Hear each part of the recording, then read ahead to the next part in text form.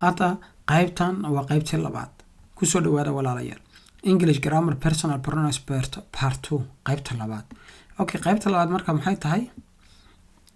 The words ereyada you iyo me iyo us iyo them iyo him iyo her iyo it intaasi waxay ka yimaadeen kuweenii kale oo ahaa you iyo I iyo you iyo me iyo I iyo you iyo he iyo she iyo they iyo it ay ka yimaadeen moogtaan. marka the words ereyadaas also waxa loo isticmaalaa personal pronouns iyagu laftigo waa personal pronouns. For example marka hore you markan I leeyahay I waxa la mid ah me aniga ayaa la mid ah. You iyadu waa you isma bedesho. We da waxa la mid ah us anaga. They da waxa la mid ah them tan imkaan arkaynaa they bay la mid tahay. Him tan waxa la mid tahay she he da waxa la mid tahay he bay la mid tahay laakiin object bay noqdaan oo xagga dambe ka galaan ereyada maxaa sentence-ka qaar. She da her baa la mid ah. Idana waa it iyadu isma bedesho. marka it iyo you isma bedelaan inta kale oo way isbedelaan. Okay, waxa lagu leeyahay the word is you iyo me iyo us iyo they iyo him iyo her magaratay and it are also called pronouns. They also take waxay qaataan oo galaan the place of nouns meesha magaca qofka ay galaan. marka had iyo jeer dhexda ay sentence ka galaan kuwan kuma bilaaban karaan. These pronouns kuwan waxa la yiraahdaa waxa loo isticmaalaa as an object. Object waa waxa sameeye ama lagu sameeynayo subject of the verb or in sentence. waa kuwan day I have closed ID maarata waa ID in caadigi yani masalan waa pronoun-kii oo xag hore galaya subject ahaa. I have closed waxaan xidhay my eyes indhahayga ayaan isku xidhay. Look at me maarata look at I ma oran kartid moogta. Look at me xagga dambe subject iyo ka gashay sentence-kii ifiri indhahan isku hayaay weeyaan moogta. indhahayga baan indhahan isku hayaa ifiri oo eeg. My father is kind aabbahay waa naxariis badan yahay. Everybody likes him isaga. Ali wakaaday I told you to make your bed. Ali waxaan kuu sheegay inaad sariirtaada gogolato. marka you isma bedeshay iyadu. Lucy and Jane Lucy iyo Jane Lucy iyo Jane dad is calling you aabba way idin yeedhayaan. You maarata isma bedeshay iyadu. Umar and I aniga iyo Umar are playing in the park waxaan ku ciyaaraynaa seeraha ama maarata park seeraha la ayaa la yiraahdaa dhulka oo maarata dadku yani ku yar daleersadaan magaalada cidhifkeeda ama dhexdeeda badisay wadamada kale yihiin. marka dad aabbo is with us wuu nala jooga. astaas waxay ka timiday we bay ka timiday. marka dad is with we ma odhan karna moogta. marka you adagu must not play ku ciyaarin with the knife midida ku ciyaarin. Give it to me aniga ii dhib. aydi bay tahay ka timid. Pick up your toys kaaga qaada and put them maarata daydii bay ka timid away naga yani meel yani meel meesha aan ahayn geey oo dhig. marka waa sidaas. marka hadda kaas marka kana waa kiisi waa pronoun-kii oo qaybteennii labaada.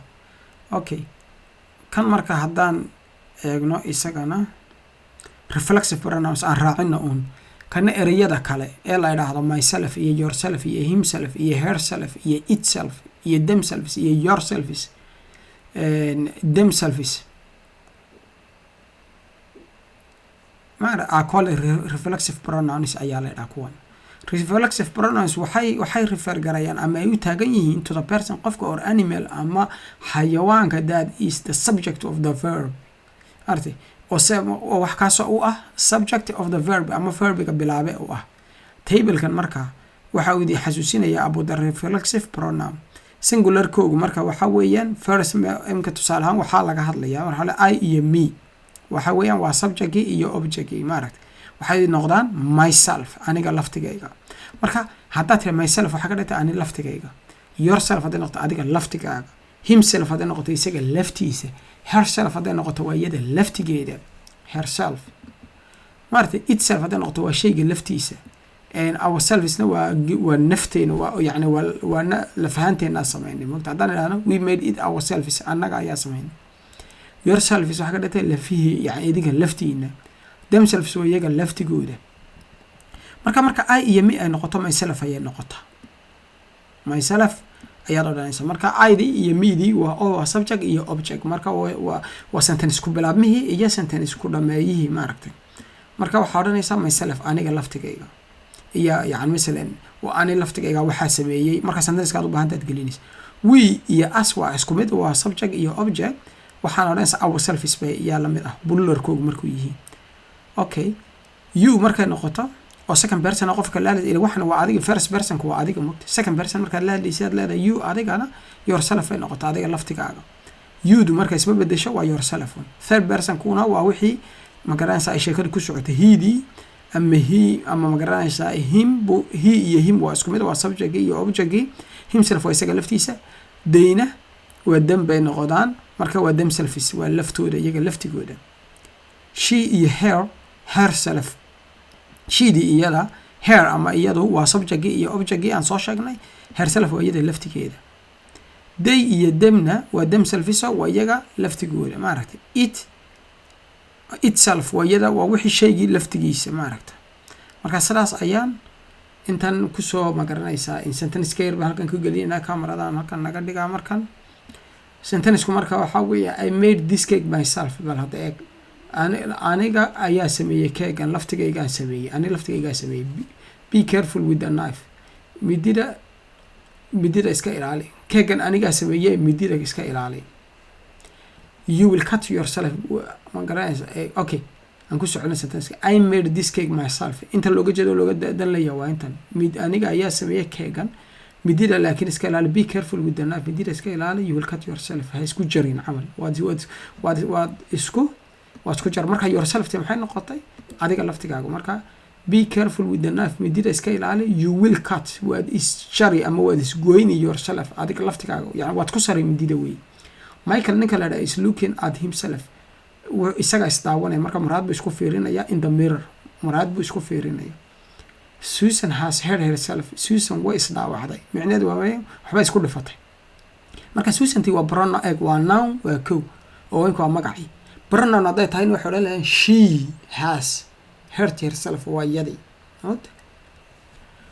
our cat bisadu washes itself after each meal bisada iyada ayaa ismaydha markay wax cunto ma aqaan markay wax cunto iyada ayaa ismaydha laakiin itself tan baa looga jeedaa we organize the party by ourselves anaga ayaa organize garaysanay ama ayaa samaysanay magaranaysa partiga in cid kale nooma sameyn come in soo gal children caruur ay soo gala and find yourself a seat kurasi magaranaysa in kurasida nin walba kursiga ku fadhiiso yourself waxa ka dhintahay luqadaha xukir kala duwan waxa weeye waxyaalo badan oo inaga maaragtay inoo yani waxoogaa waa leer kala duwanaanaya xagga moogta ku hadalka accent ma aha yani sida luqaduhu kala dhisan yihiin constructionka luqadaha ayaa waxoogaa moogta yarka imika balaag caruur ay soo galo kursi raadsada ama kursi ku fadhiista uun inaga weeyaan marka ninba kursigiisa ku fadhiisto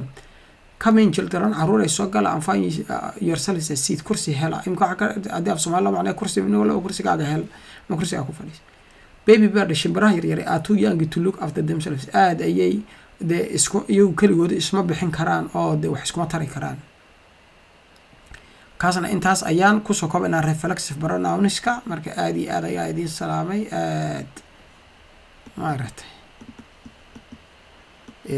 waxa kala isku soo noqonaynaa hadii Ilaahay yiraahdo aad baan idin salaamay